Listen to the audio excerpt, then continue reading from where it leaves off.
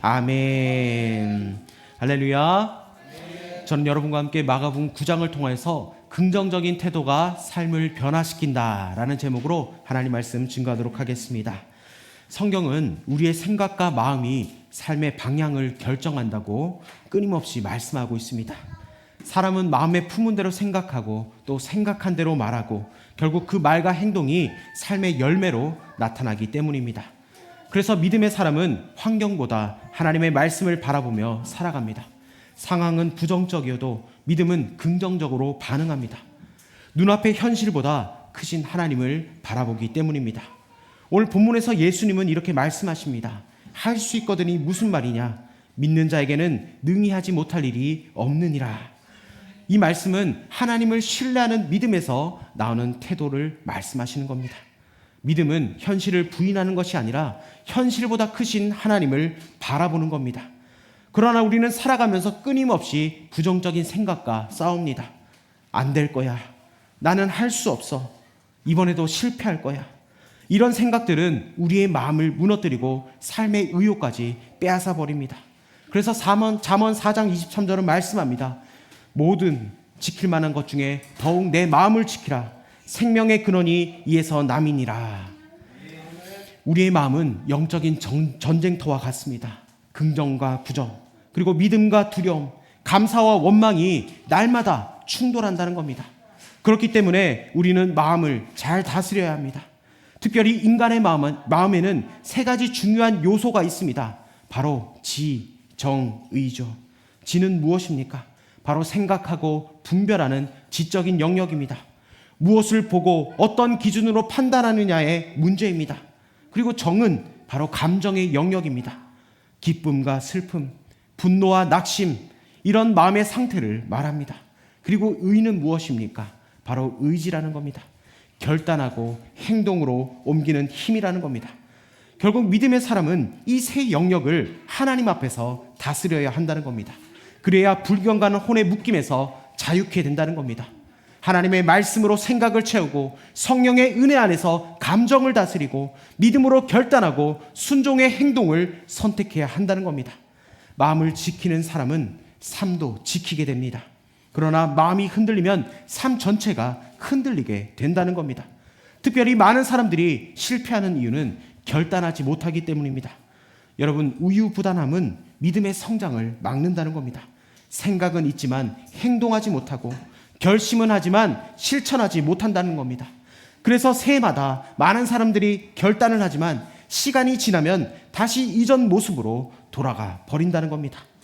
여러분, 신앙생활도 마찬가지입니다. 올해 내가 말씀을 가까이 하겠습니다. 성경 일독을 꼭 하겠습니다. 기도 생활을 하겠습니다. 감사하며 살겠습니다. 이렇게 다짐했지만 결단이 행동으로 이어지지 않으면 결국 작심삼일로 끝나고 만다는 겁니다. 여러분, 연초에 하나님께서 주신 말씀들 여러분 기억하고 계십니까? 할렐루야. 여러분, 다시 한번 기억하십시오. 기억하면서 하나님께서 나에게 주신 말씀들을 다시 한번 상고하면서 여러분 그 말씀이 내 삶의 주인 되길 원합니다. 여러분, 믿음은 결심만으로 자라지 않는다는 겁니다. 순종할 때, 실천할 때 자라난다는 겁니다. 반면 하나님께 쓰임받는 사람들은 믿음으로 결단하고 행동합니다. 실패 앞에서도 포기하지 않습니다. 넘어져도 다시 일어섭니다. 왜냐하면 그들은 실패조차 하나님께서 사용하시는 과정이라고 믿기 때문입니다. 여러분, 믿음의 사람에게 실패는 끝이 아닙니다. 하나님께서 더 좋은 것을 이루어 가시는 과정이라는 겁니다. 하나님은 때로 광야의 시간을 통해서 우리를 다듬어 가시고 기다림의 시간을 통해서 믿음을 훈련시킨다는 겁니다. 그러므로 어려움을 만날 때 낙심하지 마십시오. 하나님이 나를 버리셨구나, 그렇게 해석하지 말고 하나님이 더 좋은 길로 나를 인도해 주시는 과정이구나. 여러분, 이런 믿음의 재해석이 있길 주의 이름으로 축복합니다.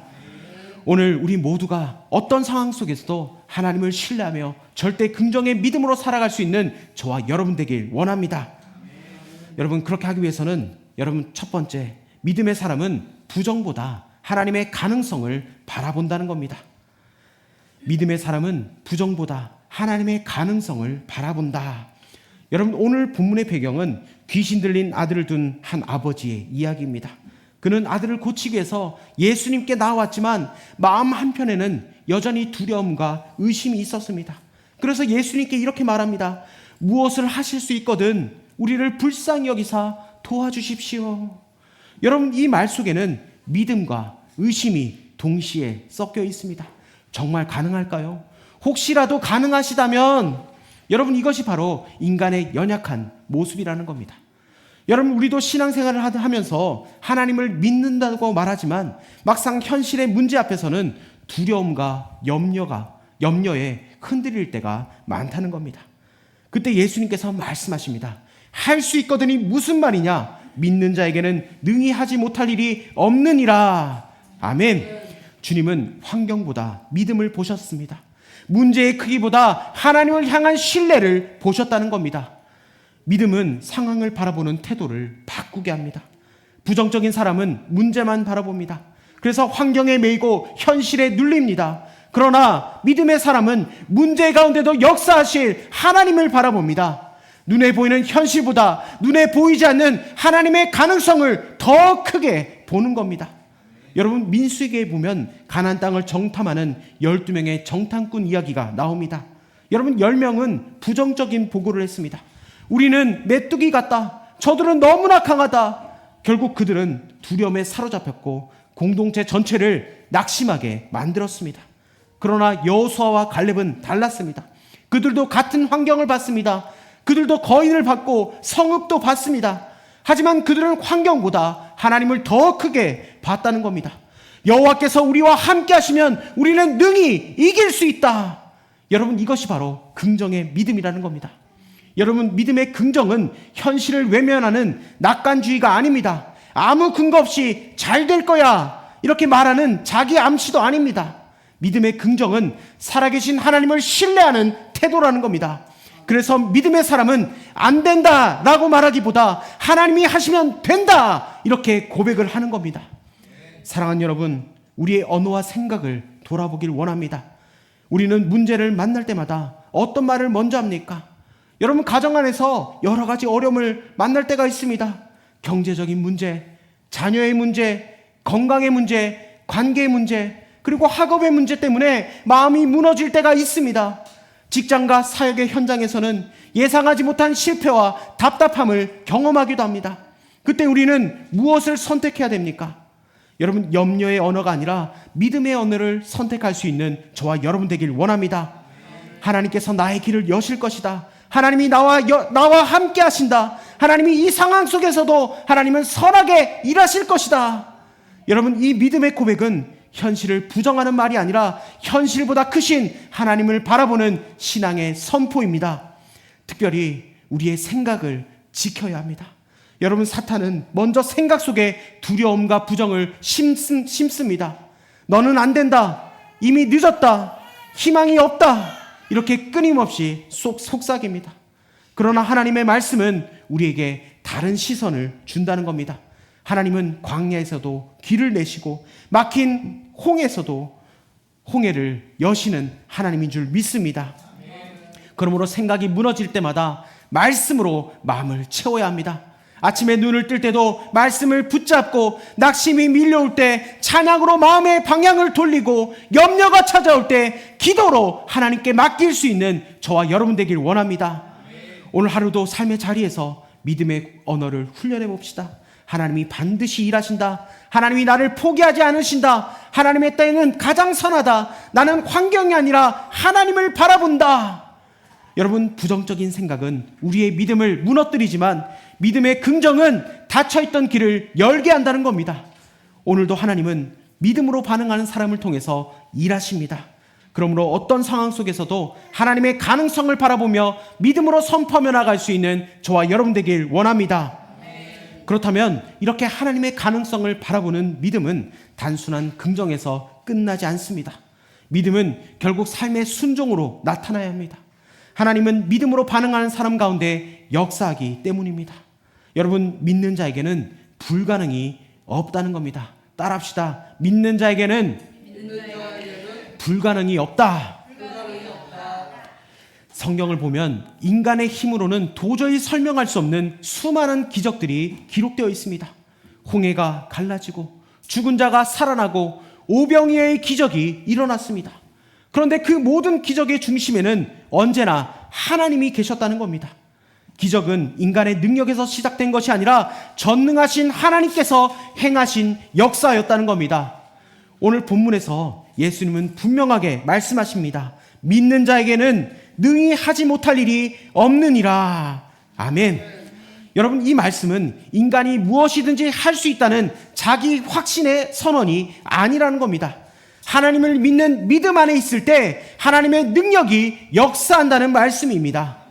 믿음은 불가능한 현실 속에서도 하나님을 신뢰하게 만듭니다. 그리고 그 믿음은 우리의 생각과 말과 태도까지 바꿔 놓는다는 겁니다. 그래서 믿음의 사람은 상황을 보면서 쉽게 절망하지 않습니다. 문제가 아무리 커 보여도 하나님이 더 크시다는 사실을 믿습니다. 여러분, 길이 막혀도 하나님께서 여전히 길이 있다는 것을 여러분, 우리는 믿음으로 취하시길 바랍니다. 여러분, 빌립보서 4장 13절에 이렇게 말씀합니다. 내게 능력 주신 자 안에서 내가 모든 것을 할 수 있느니라. 아멘. 여러분, 바울은 자신의 능력을 말한 것이 아닙니다. 그는 능력 주신 자 안에서 라고 고백했습니다.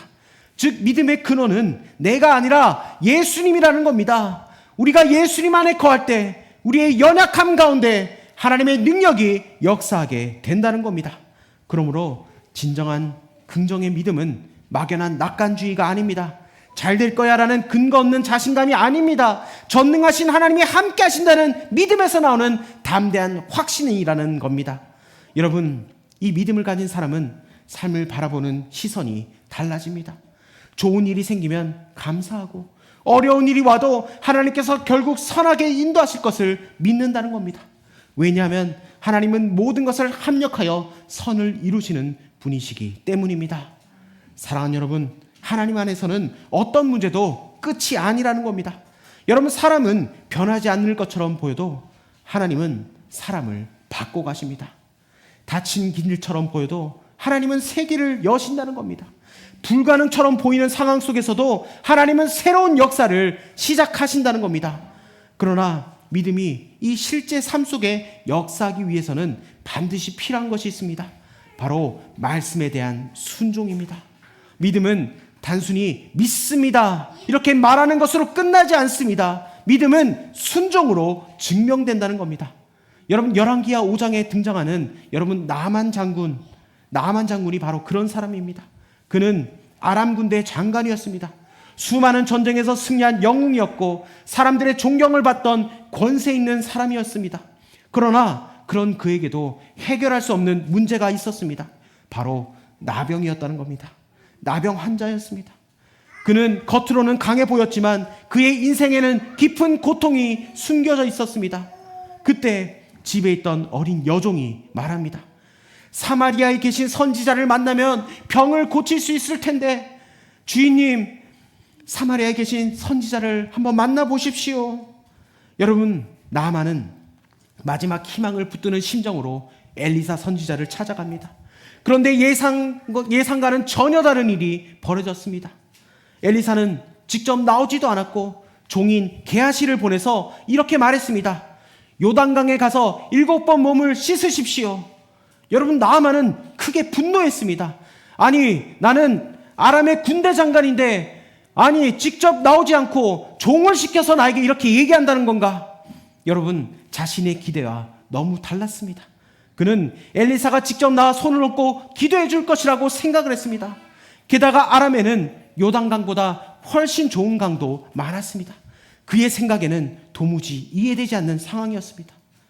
사실 여러분, 우리의 모습도 이와 비슷하지 않습니까? 하나님이 내 생각대로 역사하지 않으면 실망하지 않습니까?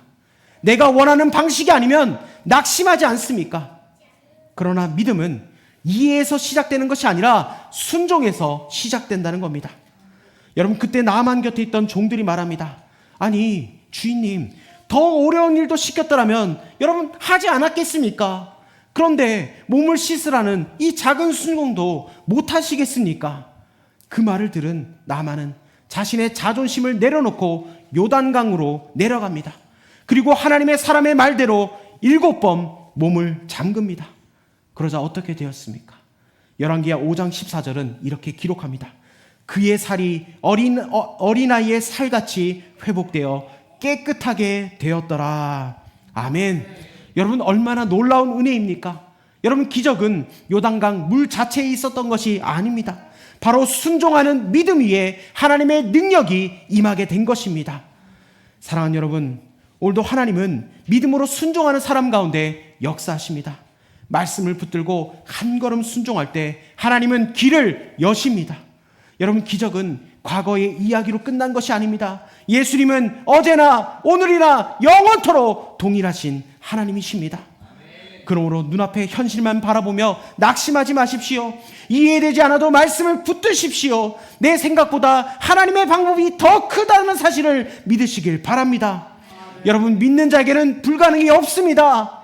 하나님을 신뢰하며 끝까지 순종함으로 삶 속에서 하나님의 살아계심의 역사를 경험하는 저와 여러분 되길 주의 이름으로 축복합니다. 그런데 우리가 끝까지 믿음으로 살아갈 수 있는 이유가 무엇입니까? 우리의 결심이나 의지가 강해서가 아니라는 겁니다. 우리의 믿음의 가장 확실한 근거가 바로 예수님의 십자가이기 때문입니다. 그래서 우리는 예수님의 십자가를 바라봐야 한다는 겁니다. 여러분, 따라합시다. 예수님의 십자가를 바라봅시다. 여러분, 우리의 긍정적인 믿음은 단순한 마음가짐이나 자기 확신에서 나오는 것이 아닙니다. 세상적인 낙관주의는 상황이 좋아지면 쉽게 흔들리고 무너집니다. 그러나 믿음의 긍정은 결코 흔들리지 않는 근거 위에 세워져 있다는 겁니다. 그 근거가 바로 예수님의 십자가라는 겁니다. 우리가 십자가를 바라볼 때 절망 가운데서도 소망을 발견할 수 있습니다. 실패 가운데서도 다시 일어날 수 있는 힘을 얻게 된다는 겁니다. 왜냐하면 십자가는 패배의 상징이 아니라 완전한 승리의 선언이기 때문입니다. 요한복음 19장 30절에 예수께서 신포도주를 받으신 후에 이르시되 다 이루었다 하시고 머리를 숙이니 영혼이 떠나가니라 말씀합니다. 여러분, 예수님께서 지상에서 마지막 사역을 다 하시고 십자가에 못 박혀 돌아가실 때 마지막 말씀, 다 이루셨다, 테텔레스타이, 이 말은 완전히 지불되었다, 완전하게 성취되었다, 다 이루었다 라는 뜻을 가지고 있습니다. 즉, 예수님께서는 우리의 죄의 저주, 사망의 문제를 십자가에서 완전히 담당하시고 해결하셨다는 그 말씀입니다. 여러분, 인류는 창세기에서 아담과 하와의 범죄 이후에 죄와 저주 아래에 놓이게 되었습니다. 하나님과의 관계가 끊어진 영적인 저주, 땀 흘리며 살아가야 하는 삶의 고통, 질병과 죽음의 문제 속에 살아가게 되었습니다. 그러나 예수님께서 십자가를 통해서 그 저주를 대신 담당하셨다는 겁니다. 그래서 십자가는 절망이 끝나고 회복이 시작된 자리입니다. 죽음이 끝나고 생명이 시작된 자리입니다. 저주가 끝나고 은혜가 시작된 자리라는 겁니다.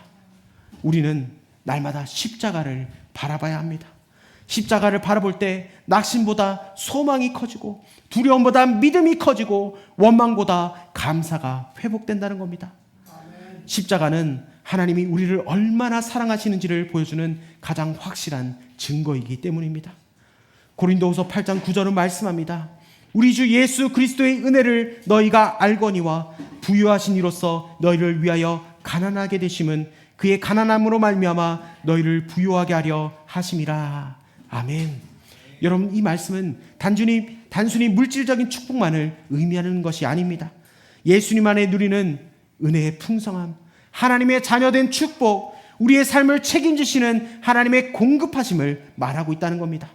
하나님은 사랑하는 자녀들이 하나님의 은혜 안에 살아가기를 원하신다는 겁니다. 그러므로 우리는 부족함과 현실만 바라보며 살아서는 안 됩니다. 십자가를 통해서 이미 베풀어준 하나님의 은혜를 믿음으로 붙들어야 한다는 겁니다. 그리고 받은 은혜를 나누며 살아가야 한다는 겁니다. 하나님이 주신 축복은 나만을 위한 것이 아니라 다른 사람을 세우는 통로가 되어야 한다는 겁니다. 또한 이사야 53장 5절은 말씀합니다. 그가 찔림은 우리의 허물 때문이요 그가 상함은 우리의 죄악 때문이라. 그가 징계를 받음으로 우리는 평안을 누리고 그가 채찍에 맞음으로 우리는 나음을 받았도다. 아멘. 예수님은 우리의 죄만 아니라 우리의 연약함과 우리의 아픔까지도 짊어지셨다는 겁니다. 여러분, 공생애 동안 예수님은 가시는 곳마다 병든 자들을 고쳐주시고 눌린 자들을 회복시키시며 죽은 자를 살리셨습니다. 그것은 하나님께서 지금도 생명을 회복시키시는 분이라는 그 사실을 우리에게 보여주신 겁니다. 물론 우리는 때때로 이해할 수 없는 질병과 고난을 경험하기도 합니다. 그러나 분명한 것은 하나님은 우리의 아픔을 외면하는 것이 아니라 우리와 함께하여 주시고 우리를 위로해 주신다는 겁니다. 여러분, 십자가는 하나님께서 우리의 고통 한가운데 함께 하신다는 가장 확실한 증거입니다. 그래서 우리는 어떤 상황 속에서도 낙심하지 않고 주님을 붙들 수 있다는 겁니다. 사랑하는 여러분, 날마다 십자가를 바라보십시오. 환경을 바라보면 흔들리지만 여러분, 십자가를 바라보면 믿음이 생긴다는 겁니다. 여러분, 문제를 바라보면 두려워지지만 십자가를 바라보면 소망이 생긴다는 겁니다. 여러분, 내 능력을 바라보면 낙심하지만 십자가를 바라보면 다시 일어설 힘을 얻게 된다는 겁니다. 하나님은 오늘도 십자가를 붙드는 사람에게 믿음을 주시고 소망을 주시고 새 힘을 주십니다. 그러므로 어떤 상황 속에서도 절대 긍정의 믿음으로 선포하며 살아가길 원합니다. 하나님은 믿음으로 반응하는 사람 가운데 지금도 살아서 역사하십니다. 말씀을 정리합니다. 우리의 삶에는 여전히 문제와 어려움이 있습니다. 때로는 현실이 너무 크게 보이면서 낙심하고 두려워질 때도 있습니다. 그러나 믿음의 사람은 환경보다 하나님을 바라보는 사람입니다. 부정보다 하나님의 가능성을 바라보는 사람입니다. 오늘 예수님은 우리에게 말씀하십니다. 믿는 자에게는 능히 하지 못할 일이 없느니라. 여러분, 이 말씀은 내 능력을 믿으라는 뜻이 아닙니다. 전능하신 하나님을 신뢰하라는 말씀입니다. 그러므로 우리는 날마다 믿음의 언어를 선택해야 합니다. 원망보다 감사의 말을, 두려움보다 믿음의 고백을 선포해야 합니다. 그리고 이해되지 않아도 말씀을 붙들고 순종해야 합니다. 무엇보다 우리의 시선이 십자가에 고정돼야 한다는 겁니다. 십자가는 하나님이 우리를 끝까지 사랑하신다는 증거이고 절망이 끝나고 소망이 시작된 자리라는 겁니다. 십자가에서 끝난 것 같았던 예수님의 이야기는 부활로 완성되었습니다. 그러므로 믿음의 사람은 오늘의 현실만 바라보지 않습니다. 하나님이 다시 일으키실 내일을 바라보는 겁니다. 여러분, 이번 한 주간도 부정의 언어가 아니라 믿음의 언어를 선택하십시오. 환경이 아니라 하나님을 바라보십시오. 낙심보다 십자가를 붙드십시오. 하나님은 오늘도 믿음으로 반응하는 사람 가운데 살아 역사하십니다. 여러분, 어떤 상황 속에서도 절대 긍정의 믿음으로 승리하며 살아갈 수 있는 저와 여러분 되길 주의 이름으로 축복합니다. 우리 시간 그 마음을 가지고 이 찬양으로 결단하며 나아가길 원합니다.